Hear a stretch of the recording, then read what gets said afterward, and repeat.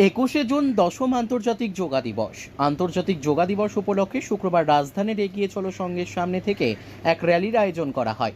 রাজ্য আয়ুষ মিশন এবং পশ্চিম জেলা যোগা অ্যাসোসিয়েশনের যৌথ সহযোগিতায় এগিয়ে চলো সংঘ এবং ত্রিপুরা যোগা অ্যাসোসিয়েশন এই র্যালির আয়োজন করে।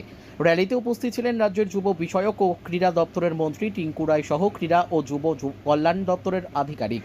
এদিন র্যালিতে অংশ নিয়ে মন্ত্রী টিঙ্কু রায় জানান, যোগাকে কেবলমাত্র 21শে জুন আন্তর্জাতিক যোগা দিবসের জন্য চিহ্নিত করলে চলবে না।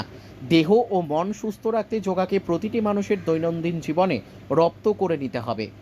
এই দিনের এই র্যালিটি এগিয়ে চলো সঙ্গের সামনে থেকে শুরু হয়ে শহরের বিভিন্ন পথ পরিক্রমা করে। 21 তারিখ আসে জুন মাসে, তখনই সবাই মাঠে আসি এবং সবাই উদ্বুদ্ধ হই যে আমরা যোগাতে সামিল হব, আমাদের দৈনন্দিন জীবনের জন্য যোগাটাকে সামিল করি। আমি এই মাসটা আজকে অনেক জায়গায় বলি, দেখুন কার্যক্রম সিদ্ধান্ত অনেকগুলো নেওয়া হয় কিন্তু সেগুলোকে ইমপ্লিমেন্ট প্রপার করা হয় না। এরকমই একটা সিদ্ধান্ত নেওয়া হয়েছিল আজ থেকে 50 বছর আগে রাষ্ট্রের সঙ্গে, যে 5 জুন বিশ্ব পরিবেশ দিবস গাছ লাগাতে হবে। আচ্ছা ভাবুন, 50 বছর অতিক্রম করলাম, কিন্তু কতগুলো গাছ লাগালাম?